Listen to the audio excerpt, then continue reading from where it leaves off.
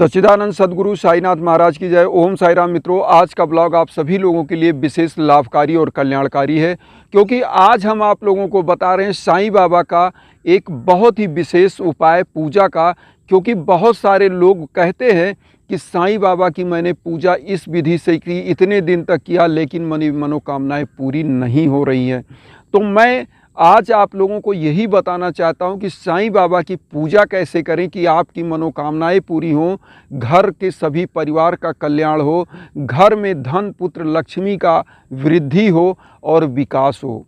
ये पूजा कैसे की जाए और क्या जो चीज़ें मैं बताने जा रहा हूँ ये आप करते हैं, तो पहले तो आप इस ब्लॉग को आप देखिएगा ध्यान से कि पूजा कैसे की जाए।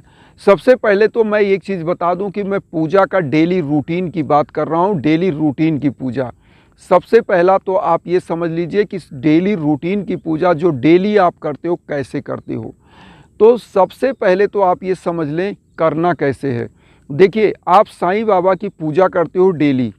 मान लीजिए आपने नहाया धोया और बाबा का जो मंदिर है, मंदिर को डेली साफ़ करिए।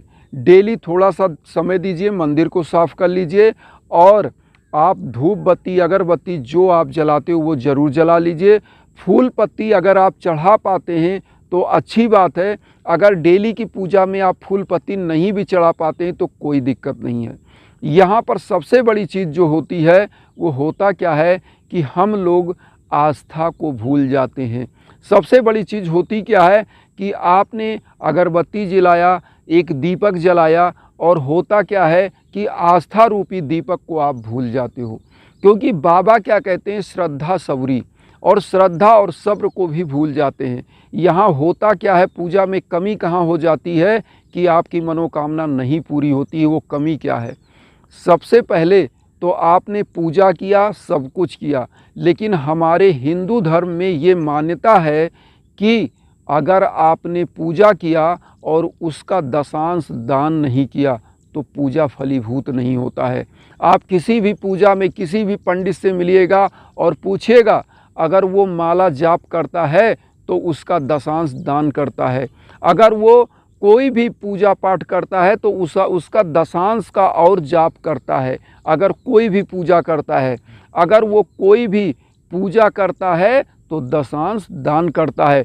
यहाँ पर क्या होता है कि हम आप डेली पूजा करते हो, लेकिन दरवाजे पर अगर एक कुत्ता आ गया तो उसको एक रोटी नहीं दिया, मार के भगा दिया उल्टा। अब होता क्या है, आप कहीं मंदिर गए, आप देवालय गए, साईं बाबा की अर्चना पूजा की, और कहीं भी शिवालय गए, शंकर भगवान का पूजा किया, किसी का भी, लेकिन आप निकले, गरीबों को आपने दान नहीं किया, उल्टा आपने क्या किया, भगा दिया। हम नहीं कहते हैं कि आप पैसा ही दान करिए, हम ये कहते हैं कि आपके पास अगर फल फूल आप खरीद के उन्हीं पैसों को दान कर दीजिए। आप कुछ घर से ही बना के ले जाइए, पूड़ी सब्जी कुछ भी दे दीजिए, कुछ गरीबों को बांट दीजिए, तो ये आप कर सकती हो। यही कमी होती है, क्योंकि लोग क्या कहते हैं, मैं तो बाबा का मंत्र जप रहा हूँ, मैं तो बाबा का मंत्र, लेकिन हमारे साईं क्या कहते हैं, सबका मालिक एक।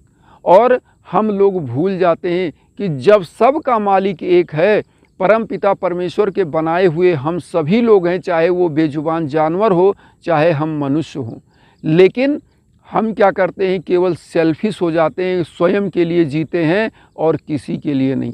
तो प्रभु क्या कहते हैं हमारे कि मैंने आपको दो हाथ दिए हैं, दिमाग दिया है, आँख दिया है, कान दिया है, नाक दिया है, आप समझ सके, सोच सकें, लेकिन हम इन सभी चीज़ों को दरकिनार कर देते हैं। ना कुछ सोचना है, ना समझना है, ना करना है।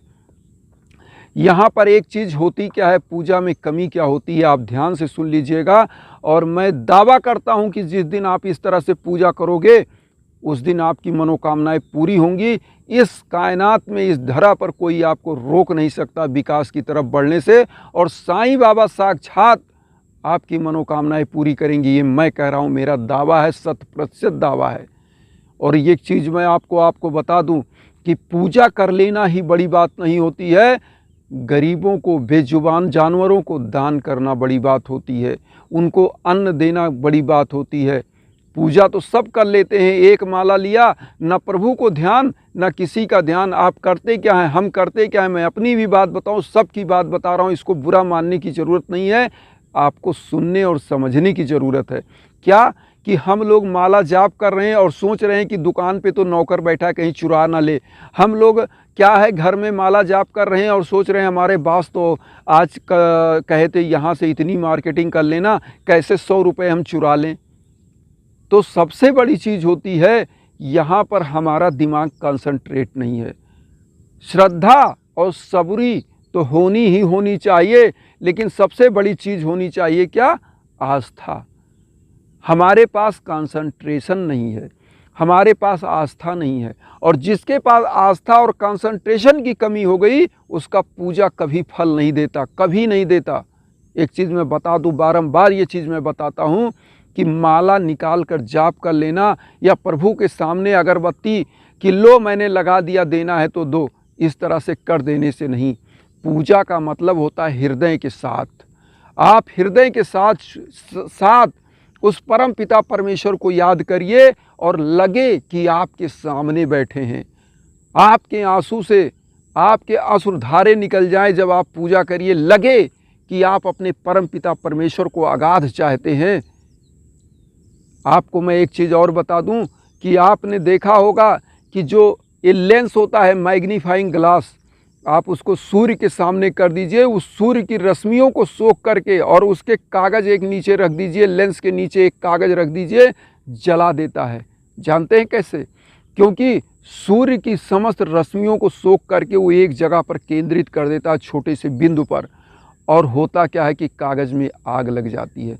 जिस दिन हम अपने साईं को वो सूर्य मान लेंगे और खुद को मैग्नीफाइंग ग्लास मान लेंगे, और हमारे अंदर का जो विचार होगा वो निगेटिव चीज़ों को घर के जला करके राख कर देगा। क्योंकि जब साईं बाबा अपनी ऊर्जा देंगे और आप कंसंट्रेट हो जाओगे तो घर में कोई निगेटिव वातावरण नहीं होगा। घर के लोग हमेशा प्रगति की तरफ चलेंगे, घर के लोग हमेशा विकास की तरफ चलेंगे। लेकिन यहाँ पर होता क्या है, पूजा क्यों नहीं फल देता है? आप समझिए, पूजा इसलिए फल नहीं देता है, हम साईं बाबा की पूजा ज़रूर करते हैं, लेकिन बस एन केन प्रकारेण हम पूजा कर लें, अगरबत्ती दिखा दें, क्योंकि हम ऊब जाते हैं, हमारे अंदर पेशेंस नहीं होता है। जिस प्रकार से आप डेली अन्न खाते हो उस प्रकार से डेली, मैं ये नहीं कहता आप पूजा में ही जाओ, मैं ये भी नहीं कहता कि आप पूजा कक्ष में ही खड़े हो। आप नहा धो करके अपने परम पिता परमेश्वर को अपनी गाड़ी में बैठे हैं, 4 व्हीलर में बैठे हैं, आँख बंद करिए और याद करिए कि मुझे मेरी मनोकामनाएं पूरी हों। और जब आपकी मनोकामनाएं पूरी होंगी, आपका जो परम पिता परमेश्वर है आपके ऊपर खुश होगा, तो निश्चित रूप से आपके ऊपर दुआ और दवा दोनों बरसेगी। क्योंकि जब बाबा चाहते हैं तो आपको सब कुछ मिलता है, और बाबा नहीं चाहते तो कुछ भी नहीं मिलता। इसलिए सबसे बड़ा चीज़ पूजा करिए, दान करिए और सबके ऊपर दया करिए। सबसे बड़ी चीज़ यही होती है। पूजा ऐसी होनी चाहिए कि आप सब कुछ भूल जाएं, कुछ देर के लिए, 5 मिनट के लिए सब कुछ भूल जाएं। केवल आपके सम्मुख बाबा हैं, और बाबा के सामने आप पूजा जब आप करते हैं, वहाँ पर अपनी समस्याएं रखते हैं, तो आप जो पीछे सोच रहे हैं वो सब चीज़ ख़त्म हो जाती है। बाबा खुद उस चीज़ को संभालते हैं। तो यहाँ पर सबसे बड़ी चीज़ है आपका कंसंट्रेशन, और कंसंट्रेशन हमारे अंदर है ही नहीं। हम क्या कर रहे हैं, हम पूजा करते हैं, किसी गरीब को कभी कोई दान नहीं किया। अगर कोई कह दिया दान के लिए तो लोग उस पर शक करते हैं कि हमने तो गरीबों को हमको बता रहे दान करने के लिए। ठीक है, आप ये सोचिए कि पीछे हमारे फसलें आप देख रहे हैं, अगर ये किसान इन फसलों में खाद नहीं डालेगा तो कभी हरियाली आएगी? आप सोचिए। उसी प्रकार से हमारा दान होता है। जब हम किसी गरीब को दान करते हैं तो जिस प्रकार से हमारे बैकग्राउंड में हमारे पीछे ये फसलें आप देख रहे हैं लहला रही हैं, उसी प्रकार आप भी लहलहाने लगते हो, क्योंकि खाद रूपी उसका आशीर्वाद आपके ऊपर आता है। जो खाद, जो फर्टिलाइज़र किसान डालता है खेतों में, वही आशीर्वाद, वही चीज़ें आपको मिलती हैं और आप भी लहलहा उठते हैं। आपका घर हमेशा जो है विकास की तरफ चलता है, आपके परिवार में आपके बच्चे सब विकास की तरफ जाते हैं, और वो हरदम उन्नति ही करते हैं। इसी माँ बाप ने हमको भी पैदा किया है। जिस प्रकार से वृक्ष होते हैं और वो फलते फूलते हैं, उनका फल सबके लिए होता है, उसी प्रकार किसी माँ बाप ने हमको भी पैदा किया है। तो जो हमारे अंदर हमारे सामर्थ्य में है, जो हम पूजा करते हैं, जो पाठ करते हैं, और जो हमारे अंदर एक ये पुरुषार्थ है जिसके द्वारा हम 10 रुपये कमाते हैं, तो 10 रुपये में अगर 1 रुपये दान करते हैं, 9 रुपये ही हम अपने पास रखते हैं, तो हमसे बड़ा सुखी इस दुनिया में कोई नहीं होगा। ये चीज़ आप जान लीजिएगा। और एक चीज़ और जान लीजिए, जिस दिन आपके अंदर ये एक तरह से भीरुता आ जाएगी, गंभीरता आ जाएगी, क्योंकि बाबा ने कहा है श्रद्धा और सबरी। श्रद्धा और सब्र, ये 2 चीज़ अगर आपके पास है तो आप समझ लीजिएगा कि पूजा क्या, आप 1 मिनट भी बाबा की पूजा करोगे, तुरंत आपकी मनोकामनाएं पूरी होंगी। 1 मिनट, और मैं तो कहता हूँ नैनो सेकंड अगर बाबा की आप पूजा करोगे, नैनो सेकंड, मैं ये कह रहा हूँ। लेकिन अपने अंदर वो ऊर्जा लानी पड़ेगी, अपने अंदर वो ताकत लानी पड़ेगी। यहाँ पर सबसे बड़ी चीज़ क्या हो जाती है कि हम लोग केवल मेरा कल्याण हो, मेरा कल्याण हो। ठीक है, कल्याण सब चाहते हैं, लेकिन कभी आपने सोचा कि कुछ गरीब हैं, कुछ जानवर हैं जिनको बेजुबान हैं, जो जिनके लिए कौन ईश्वर है? ईश्वर ने तो हमको आपको पैदा किया।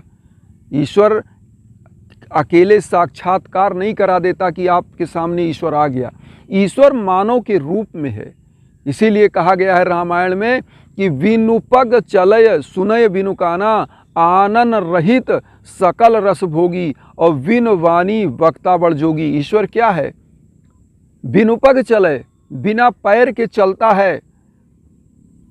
बिनुपग चले सुनय बिनुकाना, बिना कान के सुनता है। और बिनुपग चले सुनय बिनुकाना, आनन रहित सकल रस भोगी, विन वाणी वक्ता बड़ जोगी। मतलब आनन रहित मतलब सिर के रहित है, सिर विहीन है, और लेकिन समस्त रसों का स्वादन करता है। वो ईश्वर है जो निराकार है, निर्विकार है, निर्लिप्त है। हमारी आत्मा क्या है? हम क्यों अपनी आत्मा की पुकार को कहते हैं? बार बार सुनिए, मैं इसलिए कहता हूँ क्योंकि आत्मा क्या है? ईश्वर का रूप है। क्या वो चीज़ है जो आपके शरीर से निकल जाता है और आपका ये मिट्टी का शरीर बेजुबान और एक प्रकार से निर्जीव हो जाता है? कभी आपने सोचा? वो निर्लिप्त है, क्योंकि इस शरीर को धारण जरूर किया है उसने, उस आत्मा ने उस शरीर को धारण जरूर किया है, लेकिन जब वो बदल देता है, इस शरीर से निकल जाता है, तो प्राण क्या होता है कि निकलने के बाद ये जो मिट्टी रूपी शरीर है ये दफन हो जाता है और गल जाता है। यही चीज़ सोचने की ज़रूरत है कि हमको निर्लिप्त भाव से साईं बाबा की पूजा करना है, निर्विकार रूप से। और साईं बाबा का जो सिद्धांत है, साईं बाबा का जो सिद्धांत है वो यही है कि पूजा करिए, गरीबों को भी दान करिए, बेजुबान जानवरों को भी दान करिए, उनके लिए भी कुछ निकालिए, और फिर हमको बताइएगा कि साईं बाबा की पूजा आपको फलती है कि नहीं फलती है। क्योंकि ऐसे कह देना किसी ईश्वर के बारे में, किसी के बारे में कि मैंने ये किया, इसका मतलब क्या है कि कमी आप में है। अगर आप परिणाम नहीं देते हो, अगर आपका रिजल्ट आता है, आप फेल होते हो, तो ये कह दीजिए कि एग्जामिनर गलत था, तो मैं नहीं मान सकता, क्योंकि एग्जामिनर नहीं गलत था, कमी आप में थी। उस चीज़ को खोजना पड़ेगा, उस चीज़ को समझना पड़ेगा। जिस दिन आप समझ जाओगे कि कमी मेरे में थी और कमी मैं खुद में ढूंढूंगा, उसी दिन आपको पता चल जाएगा कि हमारे साईं में कमी नहीं है, हम में कमी है, हमारी पूजा में कमी है।